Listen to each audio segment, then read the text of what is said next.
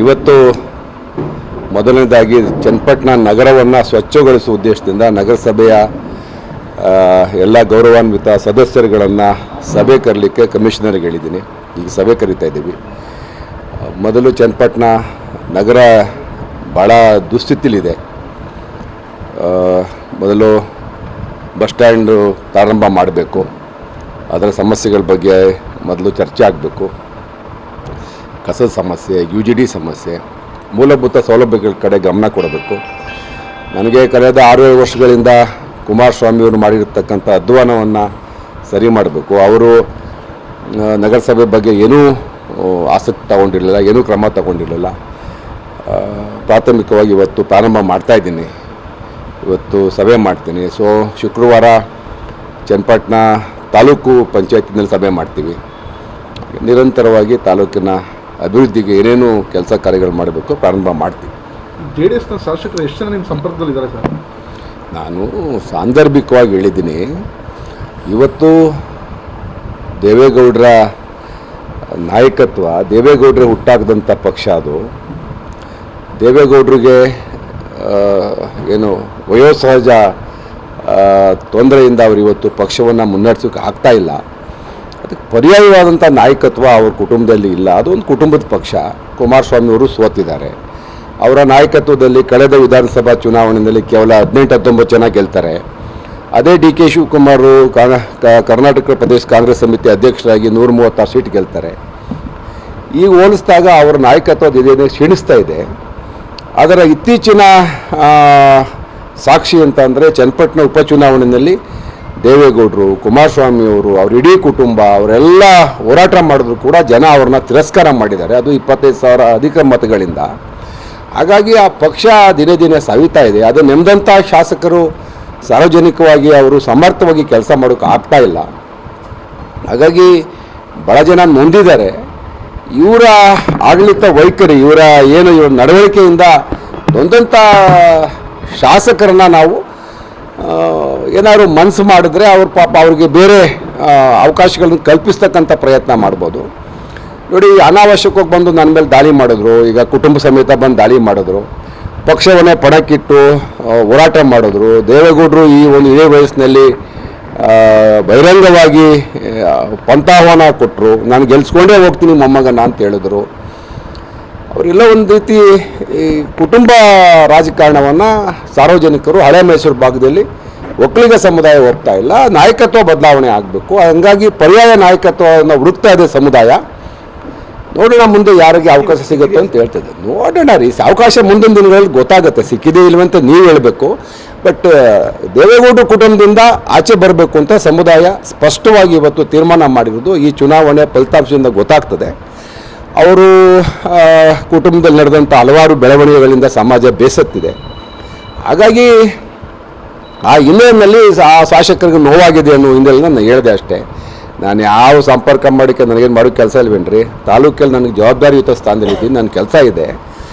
ಅವಕಾಶ ಸಿಕ್ಕಿದ್ರೆ ಅವರು ಎಲ್ಲ ನಮ್ಮ ಸ್ನೇಹಿತರಿದ್ದಾರೆ, ವಿಶ್ವಾಸದಲ್ಲಿದ್ದಾರೆ ಅನ್ನೋ ಮಾತನ್ನು ಹೇಳಿದ್ದೀನಿ ಅಷ್ಟೇ.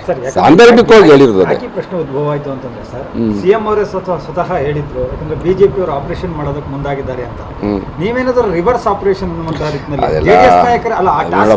ಕಾಂಗ್ರೆಸ್ ಕೊಟ್ರೆ ಮಾಡ್ತೀರಾ ಅಂತ ಸರ್? ನೋಡಿ ಸರ್, ದಯವಿಟ್ಟು ಈಗ ಸರ್ಕಾರ ಸುಭದ್ರವಾಗಿದೆ. 136 + 3 139 ಸೀಟ್ ಬಂದಿದೆ.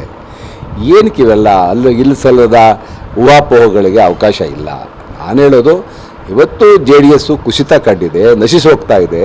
ಆಗ ಒಂದು ಪಕ್ಷ ನಶಿಸೋದಾಗ ಸ್ವಾಭಾವಿಕವಾಗಿ ಶಾಸಕರು ಬೇರೆ ಕಡೆ ಮುಖ ಮಾಡ್ತಾರೆ ಅನ್ನೋ ದೃಷ್ಟಿಯಲ್ಲಿ ಮಾತಾಡಿದ್ದೇನೆ ಹೊರತು ಈ ಆಪ್ರೇಷನ್ನು ಇದೆಲ್ಲ ನನಗೇನು ಗೊತ್ತಿಲ್ಲ, ನನಗೆ ಸಂಬಂಧ ಇಲ್ಲದೇ ಇರೋ ವಿಚಾರ. ನಾನಿವತ್ತು ಪೂರ್ತಿ ಸಮಯವನ್ನು ತಾಲೂಕಿನ ಅಭಿವೃದ್ಧಿಗೆ, ನನಗೆ ಮತ ಕೊಟ್ಟಂಥ ಮತದಾರರಿಗೆ, ನನಗೆ ಮತ ಕೊಡದೇ ಹೋದರೂ ಕೂಡ ನಮ್ಮ ತಾಲೂಕಿನ ಎಲ್ಲ ಮತದಾರರ ಪರವಾಗಿ ಕೆಲಸ ಮಾಡ್ತಕ್ಕಂಥ ಇಚ್ಛಾಶಕ್ತಿಯಿಂದ ಕೆಲಸ ಪ್ರಾರಂಭ ಮಾಡಿದ್ದೀನಿ. ನಾನು ರಾಜಕೀಯವಾಗಿ ಬೇರೆ ಎಲ್ಲೂ ನನ್ನ ಮೈಂಡ್ ಅಪ್ಲೈ ಮಾಡಿಲ್ಲ. ನನಗೆ ಬಂದು ಹಿಂಗೆಲ್ಲ ಇಡೀ ಕುಟುಂಬ ನಿಂತ್ಕೊಂಡು ಒಬ್ಬ ಸಾಮಾನ್ಯ ವ್ಯಕ್ತಿ ಮೇಲೆ ಈ ಥರ ದಾಳಿ ಮಾಡೋಲ್ಲ ನೋವಿಂದ ನಾನಿವತ್ತು ಆ ಮಾತು ಆಡಿದ್ದೀನಿ. ನೋಡೋಣ ಮುಂದೆ ಏನು ರಾಜಕೀಯ ಬೆಳವಣಿಗೆ ಆಗುತ್ತೆ. ಸಾಕಷ್ಟು ಜನ ಕಾಂಗ್ರೆಸ್ಗೆ ಬರೋಕ್ಕೆ ಸಿದ್ಧವಾಗಿದ್ದಾರೆ ಅಂತ, ಅದಕ್ಕೆ ಒಬ್ಬರು ವ್ಯಕ್ತಿ ಬೇಕು. ಅದು ಯೋಗೇಶ್ವರ್ ಅವರ ಮುಖಾಂತರವಾಗಿ ಆಗುತ್ತಾ? ದೇವೇಗೌಡರು ನನಗೆ ಗೊತ್ತಿಲ್ಲ. ನಾನು ಹೇಳಿದ್ದೀನಿ, ನನಗೆ ಯಾರಾದರೂ ಅದಕ್ಕೆ ಜವಾಬ್ದಾರಿ ಕೊಟ್ಟಿರ್ತಾರೆ. ಜವಾಬ್ದಾರಿ ನಮ್ಗೆ ಯಾಕೆ ಬೇಕ್ರಿ? ನಮ್ಮ ಪಕ್ಷ ಈಗಾಗಲೇ 139 ಸೀಟ್ ಇದೆಯಲ್ಲ, ಅವ್ರು ಕಟ್ಕೊಂಡು ನನಗೇನಾಗಬೇಕು?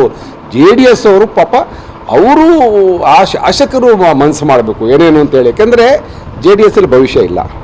ಈಗ ದೇವೇಗೌಡರು ಈಗ ಫೇಲ್ ಆದ್ರಲ್ಲ, ನಾನು ಹೇಳಿದೆ ದೈತ್ಯ ಶಕ್ತಿ ಇವತ್ತು 0 ಆಯಿತು. ಅವ್ರು ಹಳ್ಳಿಗೆ ಬಂದು ಅವ್ರ ರಾಜಕೀಯ ಜೀವನದಲ್ಲಿ ಇಷ್ಟೊಂದು ಪ್ರವಾಸ, ವೆಂಕಟೇಶ್ ಕೇಳಿ ಎಲ್ಲೂ ಅವ್ರು ಇಷ್ಟೊಂದು ಪ್ರಚಾರ ಮಾಡಿರಲಿಲ್ಲ. ಅವರು ಎಲ್ಲ ಕಡೆ ಹೋಗ್ತಾಯಿದ್ರು. ಒಂದು ಗ್ರಾಮ ಪಂಚಾಯತಿ ಲೆವೆಲ್ಗೆ ಬಂದು ಇವತ್ತು ಪ್ರಚಾರ ಮಾಡಿದ್ರು. ಅವ್ರು ಜನ ಗೌರವ ಕೊಡಲಿಲ್ಲ, ಸಮಾಜ ಅವ್ರನ್ನ ಒಪ್ತಾ ಇಲ್ಲ, ಅವ್ರ ಕುಟುಂಬ ರಾಜಕಾರಣ ಒಪ್ತಾ ಇಲ್ಲ, ವಂಶ ಪರಂಪರಾಡಳಿತವನ್ನು ಒಪ್ತಾ ಇಲ್ಲ. ಇನ್ನು ಯಾಕಪ್ಪ ಅವ್ರು ಈ ಸಮಾಜದ ಶಕ್ತಿನ ಉಪಯೋಗಿಸ್ಕೊಂಡು ಸ್ವಾರ್ಥಕ್ಕೆ ಎಷ್ಟು ಬೆಳೆಸ್ಕೋತಾರೆ? ಇಡೀ ಕುಟುಂಬ ಅಧಿಕಾರದಲ್ಲಿ ಇರಬೇಕು, ಮನೆ ಮಕ್ಕಳು ಮೊಮ್ಮಕ್ಕಳು ಸೊಸೆಯಂದರು ಇಡೀ ಹಿಂಗೆ ಈ ಒಕ್ಕಲಿಗರ ಶಕ್ತಿನ ಸ್ವಾರ್ಥಕ್ಕೆ ಬಳಸ್ಕೊಂಡು ಎಷ್ಟು ಮಟ್ಟಿಗೆ ಸರಿ? ಅದು ಆ ಒಂದು ಉದ್ದೇಶ ಇಟ್ಕೊಂಡು ನಾನು ಮಾತಾಡಿದ್ದೀನಿ. ಚುನಾವಣಾ ಫಲಿತಾಂಶ ಬಂದ ಮೇಲೆ ನನ್ನ ಮಾತನ್ನ ಅರ್ಥ ಅದಾಗಿತ್ತೇ ಹೊರತು ನಾನೇನೋ ಬೇರೆ ಬೇರೆ ಕೆಲಸ ಮಾಡೋಕ್ಕೆ ನಾನು ರೆಡಿ ಇಲ್ಲ. JDS ನಲ್ಲಿ ಭವಿಷ್ಯ ಇಲ್ಲ ಅಂತ ಒಂದಷ್ಟು JDS ನಾಯಕರು ನಿಮ್ಮ ಹತ್ರ ಏನೇ ಪ್ರಶ್ನೆ ಕೇಳಿದ್ರು ಇಷ್ಟೇ ಉತ್ತರ ಅಣ್ಣ. ನಾನೀಗ ಸದ್ಯಕ್ಕೆ ನನಗೆ ಇರೋದನ್ನು ನಾನು ನೇರವಾಗಿ ಹೇಳಿದ್ದೀನಿ, ನನಗೆ ಯಾರೂ ಹೇಳಿಲ್ಲ ಹಂಗೆ ಮಾಡು ಅಂತ. ಕುಮಾರಸ್ವಾಮಿಯವರ ಈ ಆರ್ಭಟ, ಈ ಕುಯುಕ್ತಿ ರಾಜಕಾರಣಕ್ಕೆ ಒಂದು ಇತಿಶ್ರೀ ಆಡಬೇಕು ಅನ್ನೋದು ನನ್ನ ಭಾವನೆ. ಮುಂದೆ ಅವಕಾಶ ಸಿಕ್ತಾಗ ನೋಡೋಣ. ಸರ್, ಈಗ ಇನ್ನೊಂದಷ್ಟು ಚರ್ಚೆ ಆಗ್ತಾ ಇರುತ್ತೆ ಸರ್, ಯೋಗೇಶ್ವರು ಕಾಂಗ್ರೆಸ್ನಲ್ಲೇ ಸಂಪೂರ್ಣವಾಗಿ ಉಳ್ಕೊಬೇಕು ಅನ್ನೋ ಒಂದಷ್ಟು ಚರ್ಚೆಗಳಾಗ್ತಾ ಇರೋದು.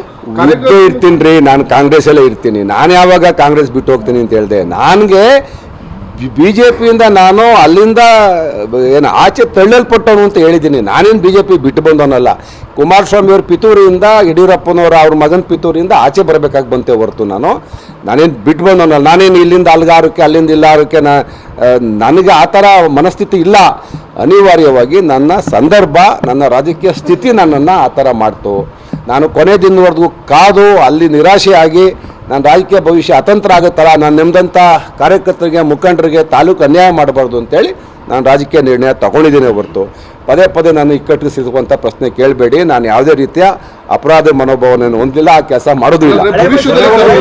ಭವಿಷ್ಯದಲ್ಲಿ ಕಾಂಗ್ರೆಸ್ ಮೈಸೂರು ಭಾಗದಲ್ಲಿ JDS ಯಾಕೆ ಈ ಪ್ರಶ್ನೆ ಕೇಳ್ತಾ ಇದೀಯಾ? ಸೇವೆ ಮಾಡಿದ್ದೇವನ್ಯಾ 3 ವರ್ಷ ಏನಂತ ನೀನು ಹೌದಪ್ಪ. ನಾವು ಕಟ್ಟಿದ ಮನೆಯಲ್ಲಿ ನಮ್ಮನ್ನ ಆಚೆ ತಳ್ಳಿಬಿಟ್ರೆ ಎಲ್ಲರೂ ಒಂದು ಗುಡಿಸ್ಲಾಕೋಬೇಕಲ್ಲಪ್ಪ ವೆಂಕಟೇಶ್. ಯಾಕೆ ನನ್ನನ್ನು ಈಗಲೇ ಕಾಂಗ್ರೆಸ್ಸಲ್ಲಿ ನನಗೆ ಅಪಸ್ವರ ಮೂಡಿಸ್ತೀರಿ? ನಾನು ಪಕ್ಕಾ ಕಾಂಗ್ರೆಸ್ಸಿಗೆ ಅಲ್ವೇನೆಯ. ನಾನು ರಾಜಕೀಯ ಪ್ರಾರಂಭ ಮಾಡಿದೆ ಕಾಂಗ್ರೆಸ್ಸಿಂದ. ಅದನ್ನೇ ಸರ್ ಮುಂದುವರಿಲಿ ಅಂತ ನಿಮ್ಮ ಕಾರ್ಯಕರ್ತರು ನಾಯಕರುಗಳು ಹೇಳ್ತಾ ಇರೋಂಥದ್ದು ಸರ್. ಆ ಒಂದು ಉದ್ದೇಶಕ್ಕೆ ಸರ್ ಹೇಳ್ತಾ ಇರೋದು. ಹಳೆ ಮೈಸೂರು ಭಾಗದಲ್ಲಿ JDS ಒಂದಷ್ಟು ಪ್ರಾಬಲ್ಯ ಇದೆ. ಅದರ ನಿಮ್ಮ ಅನುಕೂಲವನ್ನ ಪಡ್ಕೊಂಡು ಅದು ಸಂಪೂರ್ಣವಾಗಿ ಕುಗ್ಗಿಸುವಂತ ಪ್ರಯತ್ನ ಕಾಂಗ್ರೆಸ್ದು ಅಂತ. ನಾವು ಏನು ಕುಗ್ಗಿಸ್ಬೇಕಾಗಿಲ್ಲ ರೀ, ಅದು ಕುಗ್ಗೋಗಿದೆ. ನೀವು ಎಲ್ರಿ ರಿಸಲ್ಟ್ ಹೇಳ್ತದೆ, ನೀವು ಯಾಕ್ರಿ ಪ್ರಶ್ನೆ ಅರ್ಥನೇ ಆಗ್ತಲ್ಲ ನಿಮಗೆ? ಇವತ್ತು ಸುಣ್ಣ ಆಗಿದ್ರಲ್ರಿ. ಈಗ ಯಾರಾದರೂ ಈಗ ಯುದ್ಧ ಭೂಮಿನಲ್ಲಿ ಈಗ ದುರ್ಯೋಧನ ಒಬ್ಬ ಮಗನ ರಕ್ಷಣೆ ಮಾಡಲಿಲ್ಲ ಅಂತ ಹೇಳ್ತೀರಿ. ಕುರುಕ್ಷೇತ್ರನ ಕೇಳಿದಾಗ ಬೊಬ್ಬರವನ ಹೇಳ್ತಾನಲ್ಲ, ಅಭಿಮನ್ಯುವನ ನೀನು ಯುದ್ಧಕ್ಕೆ ಕಳಿಸಿ ನೀನು ರಣೇಡಿ ಆಗ್ಬಿಟ್ಟೆ ಅಂತೇಳಿ. ಹಂಗೆ ಇವತ್ತು ಪರಿಸ್ಥಿತಿನೂ ಹಂಗೆ. ಆಧುನಿಕ ಈ ಯುದ್ಧದಲ್ಲಿ ಕುಮಾರಸ್ವಾಮಿ ತಗೊಂಡಂಥ ನಿರ್ಣಯ ಹಂಗೆ ಆಗಿದೆ. ಮಗನ ಗೆಲ್ಸ್ಕೊಂಡು ಹೋಗಲಿಲ್ಲ ಅಂದಮೇಲೆ ಅವ್ರು ಸೆಂಟ್ರಲ್ ಮಂತ್ರಿ ಆಗಿ, ಪಕ್ಷದ ರಾಜ್ಯಾಧ್ಯಕ್ಷರಾಗಿ, ಅವರಪ್ಪ ರಾಷ್ಟ್ರೀಯ ಅಧ್ಯಕ್ಷರಾಗಿ ಏನು ಪ್ರಯೋಜನ? ಕೇಂದ್ರ ಸಚಿವ ಸ್ಥಾನಕ್ಕೆ ರಾಜೀನಾಮೆಗೆ ಒತ್ತಾಯಿಸಿದ್ರ ಸರ್? ಹಂಗಂದ್ರೆ ನೋಡ್ರಪ್ಪ, ನೀವೇ ಕೇಳಿ ಅವ್ರನ್ನ. ಅವ್ರಿಗೆ ಏನು ನೋಡ್ರಿ, ಅವ್ರಿಗೆ ಬಂಡತನ ಇದೆ. ಅವ್ರಿಗೆ ಇದ್ರೆ ಈ ಊರು, ಬಿದ್ದರೆ ಮುಂದ್ಲೂರು. ಅವ್ರು ಯಾವುದಕ್ಕೂ ಬಗ್ಗರಲ್ಲ. ಬಟ್ ಇದೆ, ನಾನು ಇಷ್ಟು ಹೇಳ್ತೀನಿ ರೀ, ಕರ್ನಾಟಕದಲ್ಲಿ ಹಳೆ ಮೈಸೂರು ಭಾಗದಲ್ಲಿ ಅವ್ರ ಬಗ್ಗೆ ಸಾರ್ವಜನಿಕರಿಗೆ ವಿಶ್ವಾಸ ಇಲ್ಲ, ನಂಬಿಕೆ ಇಲ್ಲ. ನಮಸ್ಕಾರ. ಕೊನೆಯ ಪ್ರಶ್ನೆ ಕೇಳ್ತೀನಿ. JDSನವರು ನಿಮ್ಮನ್ನ ಸಂಪರ್ಕ ಮಾಡಿ ಕಾಂಗ್ರೆಸ್ಗೆ ಬರೋದಕ್ಕಾದ್ರೆ ತಮ್ಮ ಮುಂದಾಳತ್ವದಲ್ಲಿ ಕರ್ಕೊಂಡು ಹೋಗ್ತೀರಾ? ನೇರವಾಗಿ ಸರ್, ನೇರವಾಗಿ. ಒಟ್ಟಲ್ಲಿ ನನ್ನ ಭಿನ್ನಮತೀಯ ನಾಯಕರು ಮಾಡಿ ಕೊಟ್ಟಿದ್ದೀರಾ? JDSನ ನಾಯಕರು ನಿಮ್ಮ ಸಂಪರ್ಕದಲ್ಲಿದ್ದಾರೆ. ಯಾಕಂದ್ರೆ ಮೈತ್ರಿಯಲ್ಲಿ ತಾವು ಕೂಡ ಇದ್ದಂಥವ್ರು. ಅವರೇನಾದ್ರೂ ನಮ್ಗೆ ಅಸ್ತಿತ್ವ ಇಲ್ಲ ಅನ್ನುವಂಥ ಕಾರಣಕ್ಕೆ ನಿಮ್ಮ ಮುಖಾಂತರ ಕಾಂಗ್ರೆಸ್ ಪಕ್ಷಕ್ಕೆ ಸೇರ್ಪಡೆ ಆಗ ಈಗ ಬೆಳಗಾಂ ಸೆಷನ್ನಲ್ಲಿ ಎಲ್ಲ ಭೇಟಿ ಆಗ್ತೀವಿ. ನನ್ನ ಶಾಸಕ ಮಿತ್ರರು ಸಿಗ್ತಾರೆ. ಆಗ ಚರ್ಚೆ ಮಾಡಿ ನೀವು ಸಿಕ್ಕಿದಾಗ ಉತ್ತರ ಹೇಳ್ತೀನಿ. ನಮಸ್ಕಾರ.